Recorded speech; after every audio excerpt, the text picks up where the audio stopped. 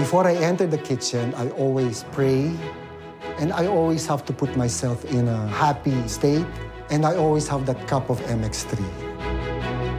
Hi, I'm Martin Del Prado. I'm 59 years old, and I'm a chef. The kitchen is really my happy place, and it gives me a lot of pleasure and joy. When you're cooking, you have to make sure that you are in good health. I always try to eat healthy, a lot of vegetables, and I try to get as much rest as I can. And of course, I exercise. A friend of mine recommended MX3. It helped a lot, the product being antioxidant, and it's all natural. I feel the product helped me boost my immune system. I want to cook for as long as I can, and I think MX3 is going to be part of that journey. So now I can say that I do not worry much anymore. The only time that I worry is if I'm running low on my MX3 stocks. I would compare MX3 to salt and pepper, because no matter what cuisine you're cooking, you will always need salt and pepper. You cannot be without it. MX3.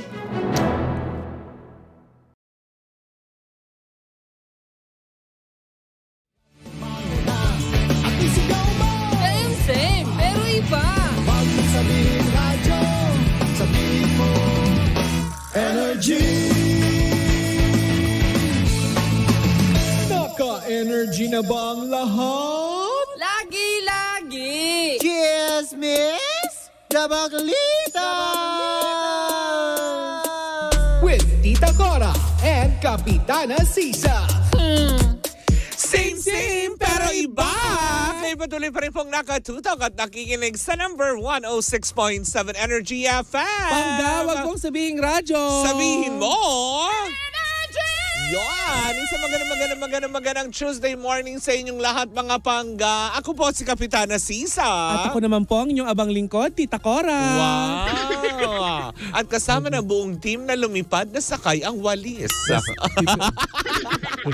Kapuso mo, Tita Cora.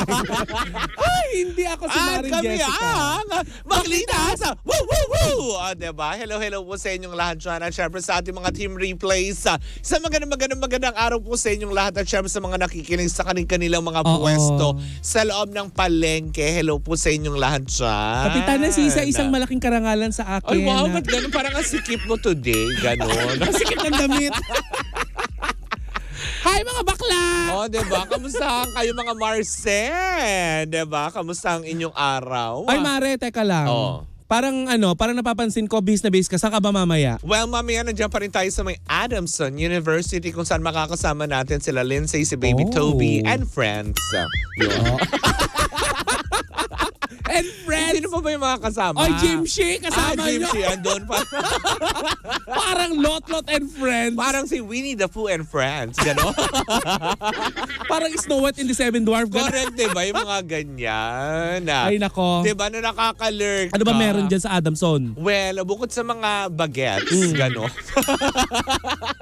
Klaka. Madadagdagan na naman scholar ng bayan. Oo, diba? Ang dami mga bagets kahapon. Talaga? Parang tipong wow, fresh nila. Ganyan. Diba? Parang kang humango ng talaba. Fresh from the ocean. Oh! Ay, maraming isda sa ocean. Naku, pero eto na. Mukhang... Teka, hindi mo pa sinasabi anong gagawin mo doon. Well, yung seryoso na kasi. Ganun ba? Rarampa lang. Bakit? Baka diba? sabihin nila, ay, hindi na kami pupunta sa Adamson. Rarampa lang pala. Hindi, meron tayong tie-up dyan with the Red Cross Manila chapter para sa ating bloodletting event. Bukas naman, nandiyan kami sa aming alma mater nila, Justin, ni Jimbo, at saka ako, nasa Central Escolar University kami bukas, Menjola. Alam mo, isang kabayanihan yan, Mara. Hindi sa branch. Oy! Hindi ka parang convenience store. Pero eto na. Speaking of branches, hindi natin alam kung saan nga ba hahantong o magba-branch out ang show na ito. Dahil sa... Gusto ko yung mukha mo gano'n. Ano nangyari? Anong show yan? Kasi nga hindi natin malaman kasi nga ngayon habang papalapit na, siyempre natapos na ang Enero, Pebrero na ngayon na ay para bang alam mo yun na the time is clicking or ticking gano'n. Basta tumatakbo. Click. Bakit? Hindi TikTok. Tumatakbo na ang oras para The time is running. Yes. And the time is gold. Time heal all wounds. Time after time. Daming entry. Tuloy.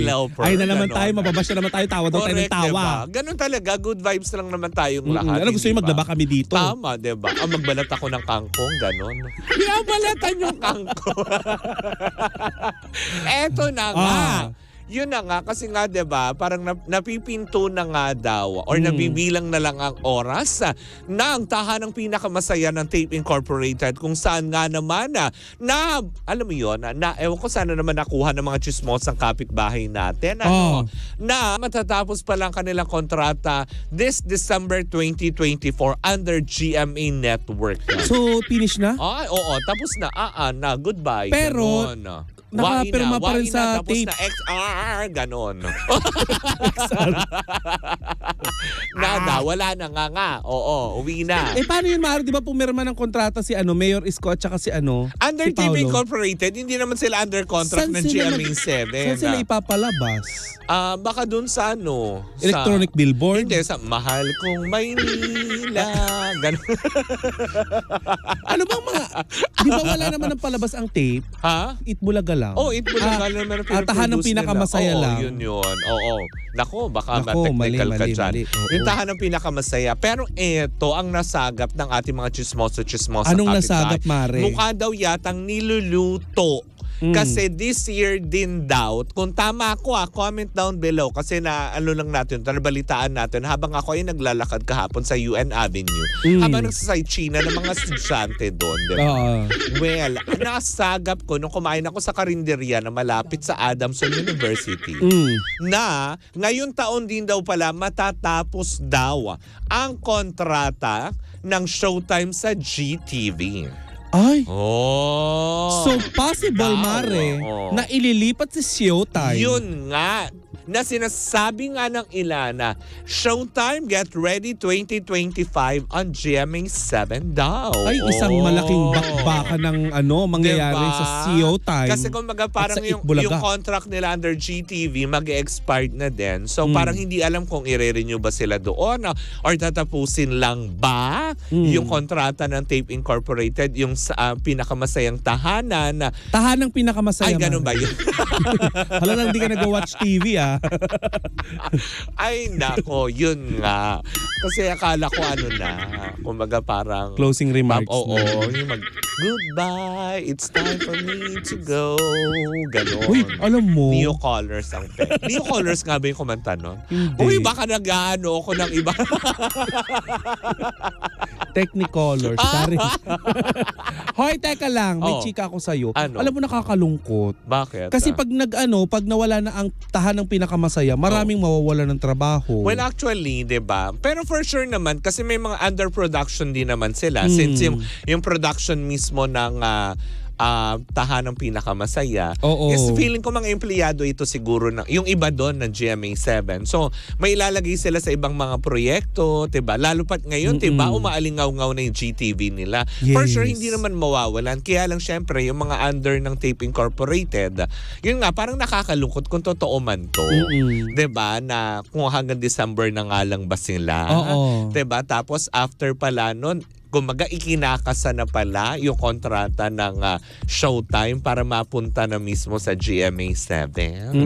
Yun ang nagkika natin. Pero Mare, mas maganda siguro kung hindi naman sa pinangungulahan natin sila. Chika lang naman yun. Wag na naman kayo mag-react kung sa mga nanonood. Nabalitaan lang naman natin yun. Kumbaga parang, talaga ba? Kaya pala sinasabi nila na Showtime, see you in 2025. Oo nga. Oo, diba? Pero Mari, kung sakali mang totoo na hindi na nag-rate ang tahanang pinakamasaya, siguro maganda na na mag-isip na lang sila ng ng something para pwede online selling ganun. Magtinda sila ng burong isda. Pamain ganon. Pamain burong mangga ganon. Pamain po nito, black shirt. Picture 1 2 3 1 2 3. Okay, screenshot. Hindi rin kasi maganda ang naging nakaraan kasi ng tahanang pinakamasaya. Hindi, yun nga din ang sinasabi ng iba. Siguro kasi lalo pat daw sa ratings daw ngayon. Medyo bumubulusok lalo pababa. Oo. Huwag na tayo magpaka-plastic, Mari. Negosyo ito. Oo. Kung sakaling hindi business is business. Oo. At pag hindi nagkumikita ang isang programa. Naman, since malapit ang Chinese New Year, mga in-check, ayaw, ganyan. Pag lugi negosyo, sala na. Ayaw, in-check. Labas pera, labas. Gusto, pasok. Swerte, bakla. Swerte, taba. Hi, Ma'am Becca. We love you. Ikaw, Ami, swerte mother. Swerte, tabat, bakla. O negosyo. Swerte. Kaya tayo insenso. Bakit hindi nila i-guess doon yung Yung... Ayaw ko sabihin. Bakit hindi nila i-guess doon? Baka sakali mag-continuous yung Naalala ko na naman. Nagkita kayo noon sa isang awards night. Parang talagang sabi ng bakla. Hindi ko napigilan na. Ayan na naman siya. Tapos magpandemya. Magpapandemya. Bubukas ng negosyo, tapos sabi, swerte. Tapos bigla magsasara. Ako wala na pera. Hindi na ako sugal negosyo. Tapos bigla pandemya. Sara. Kes, bakla. Ayaw na. Ay, nako, nakakaloka. Mari, chessmiss ka na. Pero yun na nga, diba? Kung may katotohanan naman ito, nakakalungkot para syempre sa side ng tahanang pinakamasaya. And of course, good news ito para sa mga supporters ng Showtime.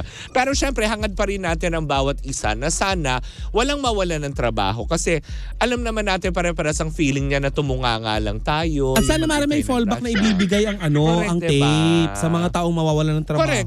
Makaisip sila ng bago na pwede nilang i-produce ulit. Since alam mo yon, meron naman silang resources to produce quality shows. Tapos siguro tigilan na lang siguro nila yung mga toxic na host, diba?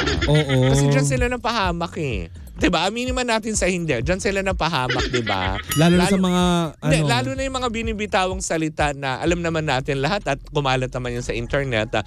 Yung mga salitang binitawan ni Paulo Contis na hindi pinag-isipan, hindi ito, alam mo yun na parang hindi nila na foresee na baka mag-backfire sa kanila, which is happening now.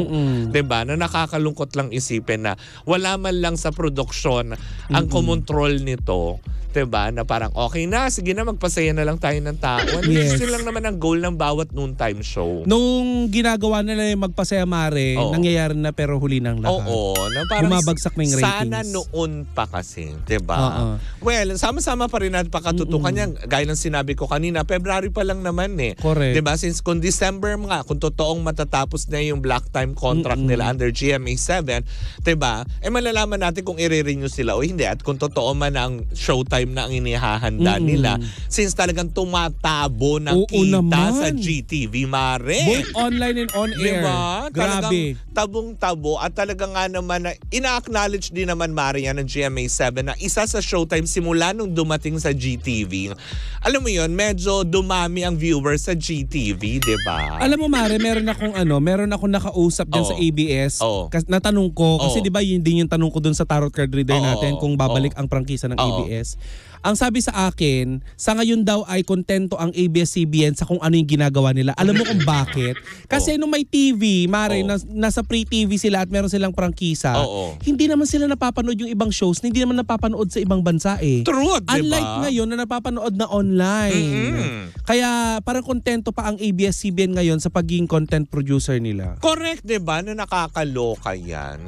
Kaya nga naman, kung ano man ang kakahinatnan nito, syempre, hangad pa rin natin na sana walang mawalan ng trabaho. Sana yun lang. Ano? Diba? Na, mga artista naman, marami, ipon naman yan, maski pa paano. Tsaka kaya naman din nila, kung talagang magagaling sila, maraming kukuha sa kanila. Yun nga lang, kung Ate Chona ka, yun lang ang problema. Yun, Mare, ang problema. Nakakaloka. Pero syempre, kung ikaw naman ay talagang, alam mo yun, porsigido at yung gusto mo lang ay magtrabaho, ay wala kang magiging problema sa mundo gagalawan mo. Oo, dahil maliit ang industriya ng showbiz. Parang ang blouse mo ngayon, masyadong maliit. Natanggal na tas-tas na lang yung garter sa kahihil.